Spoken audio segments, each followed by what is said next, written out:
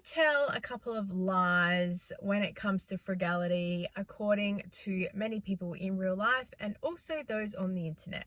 Many people make assumptions about me and my lifestyle and the frugal living that we do because they read something online and just assume that everybody is in the same box when it comes to many things.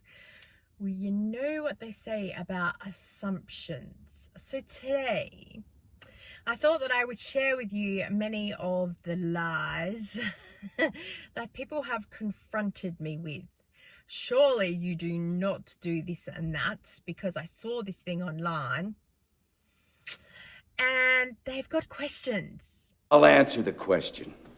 You want answers? I think I'm entitled. You want answers? I want the truth! You can't handle the truth! Sorry, I had to put that in there. My subscribers will totally be like, so her. But it is true. People demand information from me because they saw this thing online and they'll go, you don't really do that. And actually I do. So if I'm living a lie, so be it.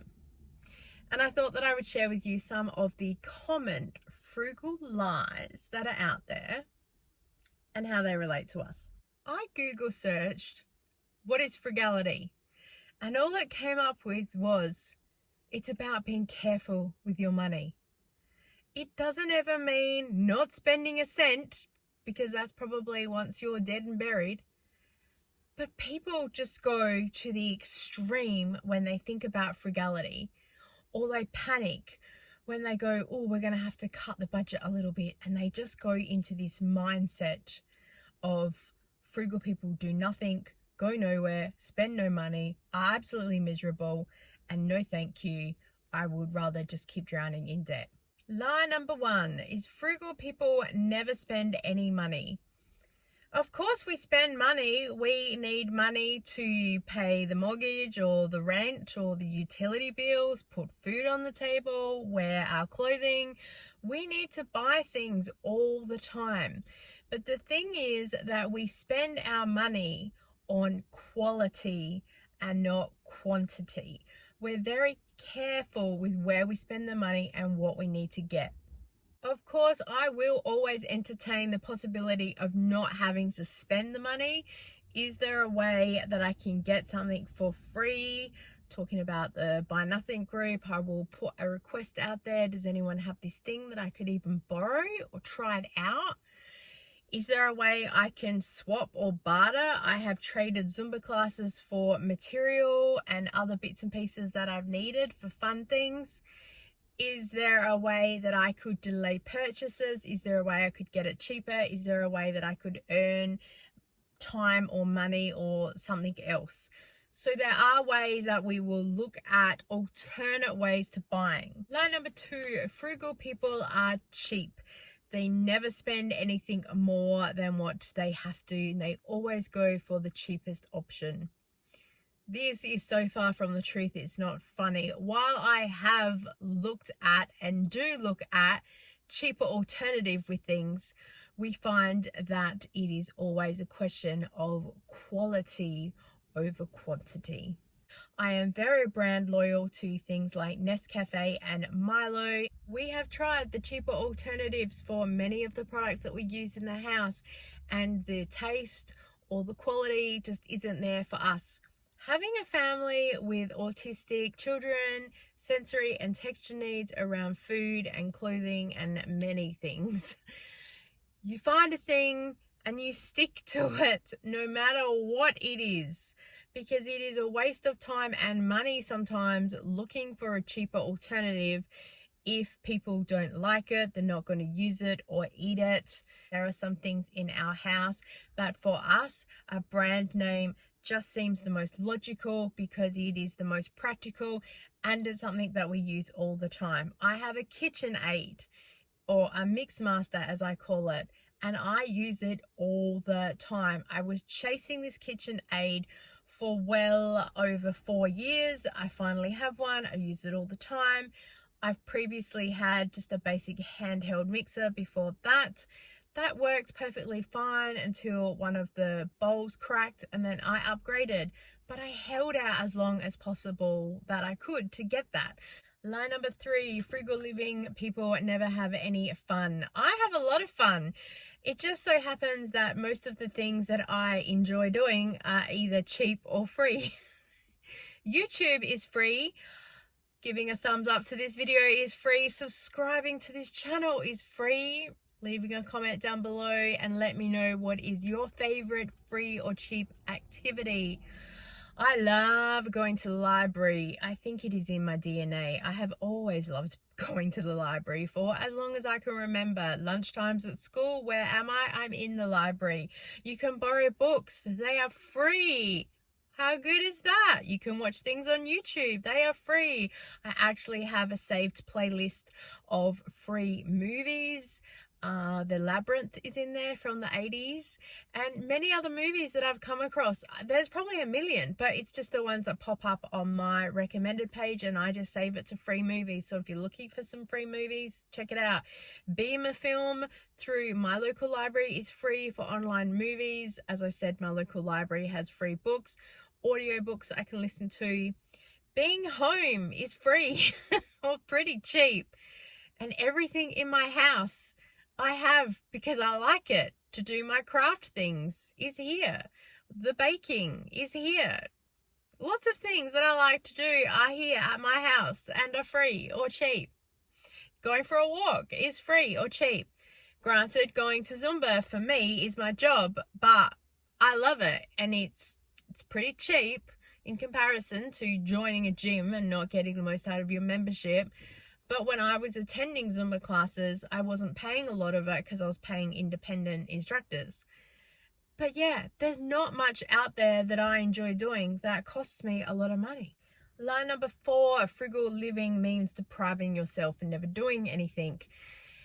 I'm very busy, as many of my subscribers will see, and last year I was very fortunate and blessed to be able to take my daughter to Melbourne to see Stray Kids. It had been on our list to do forever and a day, and there was no way that we deprived ourselves. Sure, I side hustled for 3 months to earn the money for that. I had saved the money previously, so it was there, but I wanted to give myself a challenge. I wanted to earn some money. I wanted to keep myself busy for a couple of months. That's just the kind of person that I am. I got a new hyper fixation on side hustles. Yeah, and then we went, and it was the best experience ever. So I don't feel deprived. There's not one thing that I can sit here and think, oh, I wish I had that thing, because I can't, because I am frugal. I can't think of anything that I feel that I'm deprived of. I don't feel that I'm missing out on anything. I watch so many people's hauls on TikTok and YouTube and things like that, and I don't feel like I'm missing out on anything, because I think, oh, thank goodness that's not me. I don't know what I would do with all that makeup collection or all that stuff, and then having to film all that and then do all this stuff. So yeah, I don't feel that I'm missing out on anything. Line number 5, frugal living takes so much of your time, and I will agree that frugal living can take some time, but it doesn't take all of your time. For us, frugal living is a lifestyle, and many things to us are just habits now.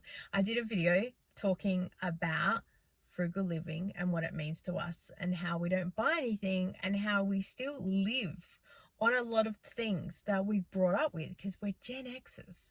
So it's just second nature to us to do the things that we do. I will actually take the time when I'm meal planning to see if I can double the recipe or to create something else to make another night easier.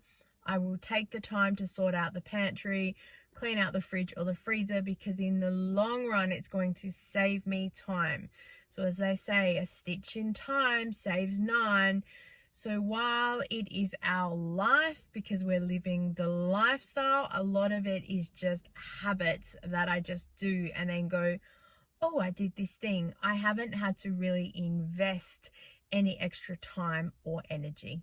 Line number 6, frugal living is for people who are on a low income, and actually Frugal living is for anybody, whether you're looking at saving money or just being more mindful about money, or looking at saving in other areas, especially if those that are looking to lead into being more of a minimalist in their lifestyle. Frugal living as a mindset is for everybody. It doesn't matter what income that you're on. Sure, there might be some frugal living practices that you need to implement because you don't have a big income. But as I said, a lot of the habits that we do are our lifestyle, and we have continued them on. As a family, we actually don't earn that much money. We are well under the average Australian income that I talked about in last week's video. But we are very mindful that we are trying to save for our future, because as I said, a lot of the things that we do are just habits, because we know that they will yield savings for us that we can put away for the future. You never know what the future is going to bring. So we are working to be frugal because they are habits, but also we know that it's going to help us save money for the future. Maybe hubby could retire early. Maybe we could do some other things, buy some things to sit at home. I don't know. But you don't know. So frugal living is for everybody. And I'm noticing that also a lot on the TikTok community lately, where people are looking at over consumerism and wanting to come into the under consumerism because it's now a trend. And you know, the frugal people are like, hi, welcome to our community. So yeah, that's going to be something interesting to watch in the future. Number 7, frugal people don't care about brands. I actually am a big fan of many brands, and while some brands I choose not to afford, others I can't afford to buy. There's no Ferrari sitting in my driveway, but I appreciate the brand and I like learning about them and looking at them. But again, I don't feel like I'm missing out on anything because I don't own it. We own many brands. I've already mentioned the KitchenAid. We like Nescafe. We like Milo. They're a brand. Some of our clothing has brands on them because I bought them secondhand. I wear ASIC gels. I do purchase them brand new because I'm part of a loyalty program. I got them from the Athlete's Foot, and I went in there and I got fitted and measured for the shoes, and they talked to me about the quality, and they are a safe and reliable shoe. And as I said, I'm a loyalty member, so I get benefits from buying them. And these are all things that I weave into our frugal lifestyle. I own a KitchenAid because to me it looks like stability and reliability, and I cook and I use it to baking all the time. I will research brands when it comes to new purchases like the fridge, the freezer and the washing machine, but I also will compare it against function and the price and what it does. And I've gone in store and spoken to the salesperson, and they've explained to me how the brand works and why it's popular and other alternatives and things like that. So I've done the research. I'm not just buying something for the sake of saying we have this brand of thing. Line number 8, frugal living is always about the money. Money isn't everything, as they say. I don't know who said it. I haven't Googled it yet. But for us, as I've mentioned, frugal living is a lifestyle. Frugal living is the habits that we have built up over time. I am part of the Buy Nothing group, which means that I get to be part of a frugal living community. I get to meet other like-minded individuals. I get to try, borrow, or get things for free from the people in my community. I get to donate and declutter my house to those people in the community. I get to share things with them. I get some free bread from time to time. I've been able to learn some skills from other people, especially around gardening. Not that it's helped me much, but rather than just watching another YouTube, I've been able to interact and talk to people and get some immediate feedback to some of my questions.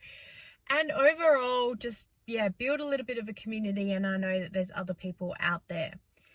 As I've mentioned before, we don't not spend any money, but we look at things that bring us joy. Money is important for our frugal living journey. Of course, we do track our spending, and at this moment, I just have a spreadsheet. I am looking at getting one of those online programs because I've seen everyone else have it, and I must admit, with a couple of the comparisons for the year to year and some of the categories, I would like an easier way to be able able to track and compare things rather than having to keep pulling sections of the spreadsheet out.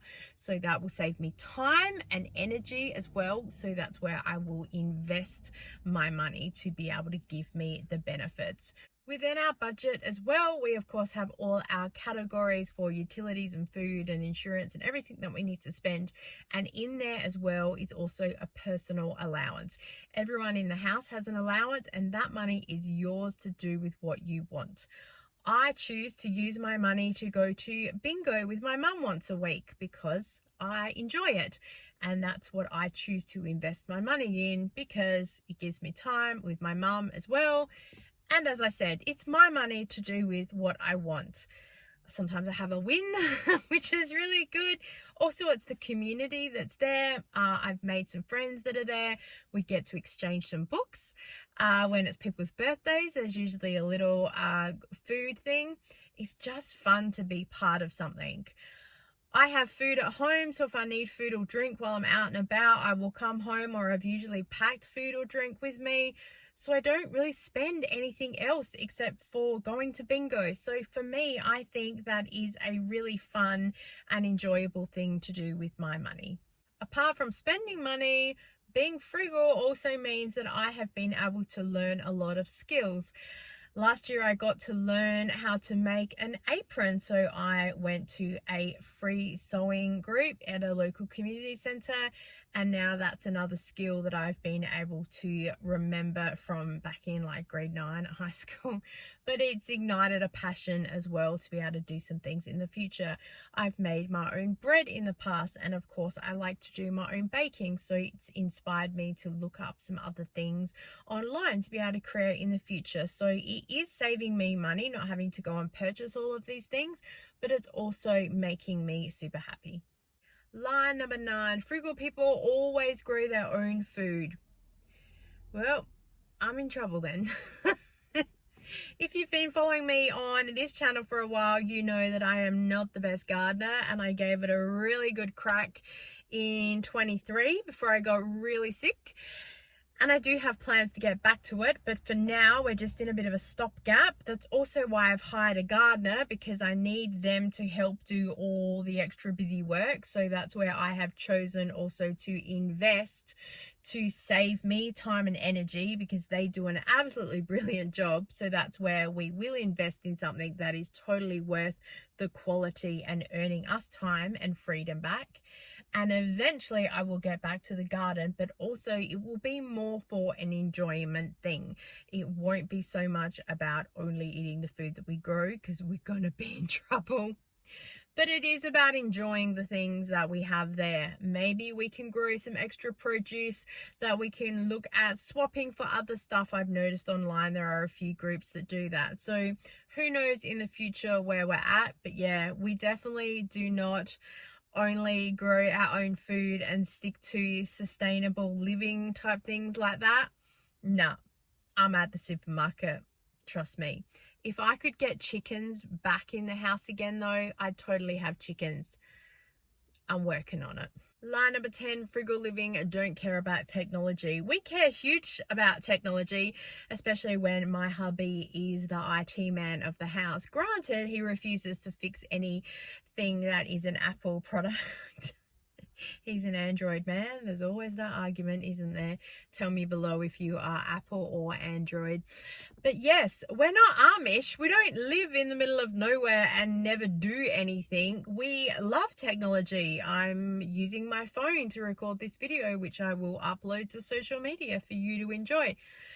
Granted, the phone that I'm using, I think, is an iPhone 4, 5. See, I don't even know. I do know that I bought it online from Kogan and it cost me $200 and it was refurbished, and I know that I purchased it 2020 because I was home and going, I think I should get on YouTube. I think I'll get a new phone.